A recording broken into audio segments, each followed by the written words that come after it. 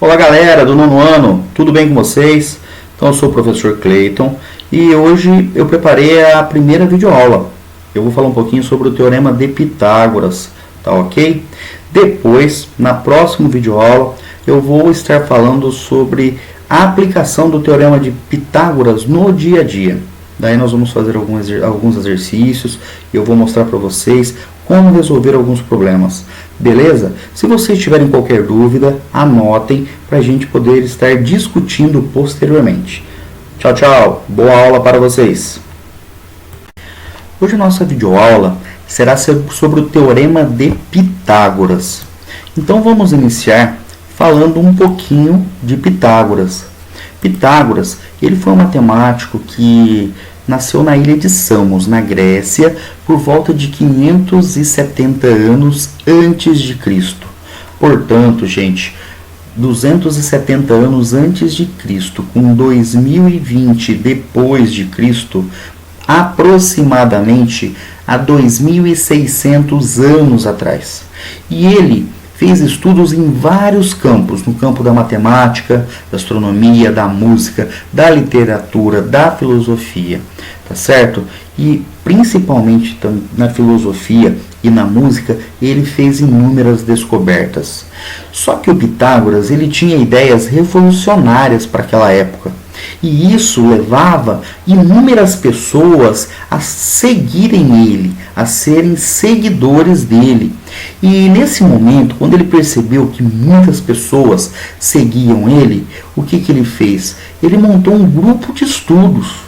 Esse grupo de estudos, ele foi nomeado de Escola Pitagórica. Então, o que foi a Escola Pitagórica?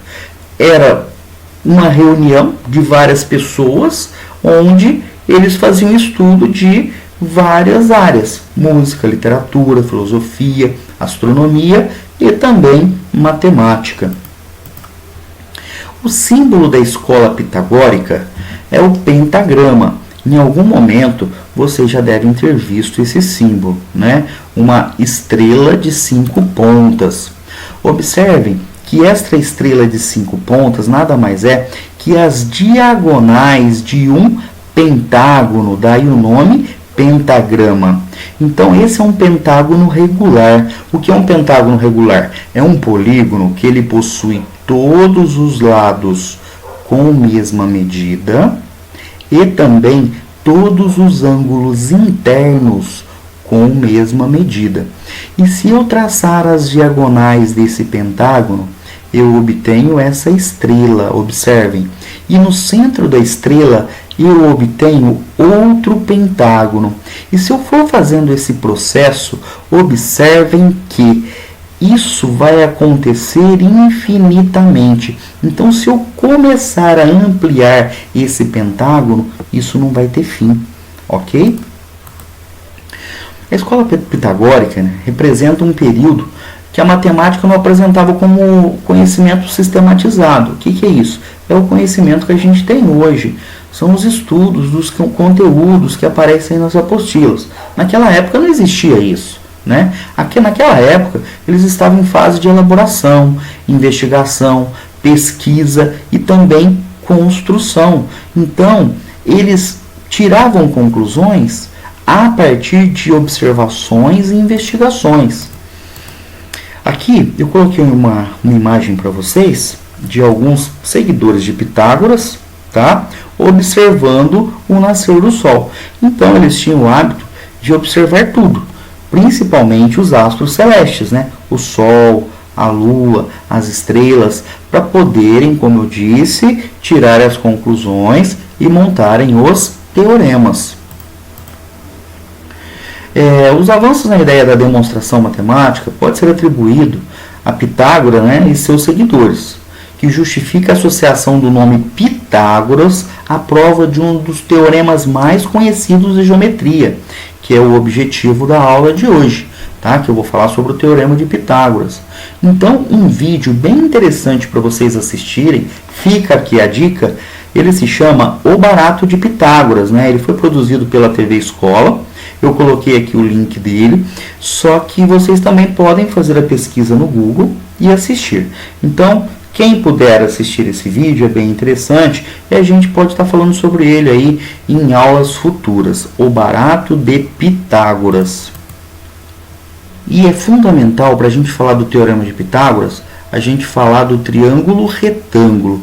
O triângulo retângulo, ele é muito importante. De modo geral, todos os triângulos são importantes, tá? Por quê? Porque o triângulo é uma figura rígida. Ele é uma figura que não desmonta. Ele é amplamente utilizado na construção civil. Observe os telhados das casas, as estruturas metálicas, as treliças, construção de pontes, a gente fala eitão da casa, né, que ele observa o telhado, que sempre tem formas triangulares.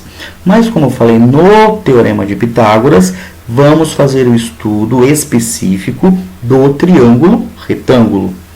O lado maior do triângulo retângulo, ele se chama hipotenusa. Esse nome é de origem grega.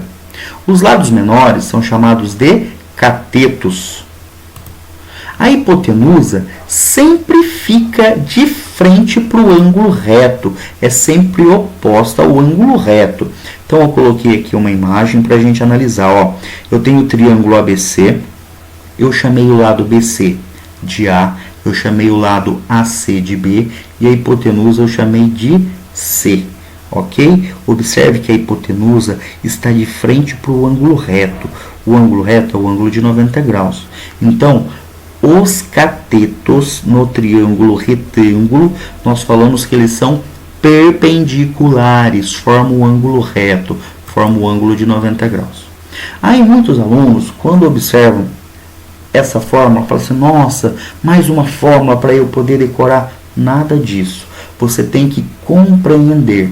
E eu vou falar aqui no próximo slide, eu vou mostrar para você um exemplo de como você vai entender esse teorema. Então aqui, olha, está falando que a hipotenusa elevada ao quadrado é igual a cateto ao quadrado mais cateto ao quadrado. Como a hipotenusa aqui eu tinha chamado de C, eu substituí por C. Como o cateto, esse cateto que tem em vermelho eu chamei de A, eu substituí por A. E esse outro cateto B, eu substituí por B. Então eu tenho que C ao quadrado é igual a A ao quadrado mais B ao quadrado. É uma fórmula? É, mas eu vou explicar como você vai guardar essa fórmula. Observem bem. Aqui eu tenho o triângulo ABC, ok? E eu tenho um quadrado. Nesse quadrado, eu falei que o lado dele é 3. Eu dividi em 3 partes. E depois, eu calculei a área dele. Ó, eu dividi esse quadrado em 9 quadradinhos menores. Aqui, eu fiz a mesma coisa. Um quadrado de lado 4. Aí, eu fiz o cálculo da área. 4 vezes 4, 16. E sobre a hipotenusa, eu fiz um quadrado maior, com lado 5. 5 vezes 5, 25. Daí, eu posso concluir que, se eu somar a área do quadrado vermelho com a área do quadrado verde, eu obtenho a área do quadrado azul. Observe, 9 quadradinhos dessa área, mais 16 dessa área, dá 25. 9 mais 16, 25. Daí a gente compreende essa fórmula aqui, ó, que se eu pegar a medida do lado do quadrado maior, que é 5, olha, 5 quadradinhos, elevar ao quadrado. Quanto é 5 ao quadrado? 5 vezes 5, 25. É igual 3 ao quadrado, que é 9, mais 4 ao quadrado, 16. E 9 mais 16 dá 25. Esse é o famoso teorema de Pitágoras. Então, a gente fala que num triângulo retângulo, a soma dos quadrados dos catetos é igual ao quadrado da hipotenusa. Ou seja, 3 ao quadrado mais 4 ao quadrado é igual a 5 ao quadrado. 9 mais 16 é igual a 25. Pessoal, esse teorema ele é tão importante que existe um livro que demonstra mais de 370 vezes esse teorema. Ele possui, portanto, mais de 370 demonstrações.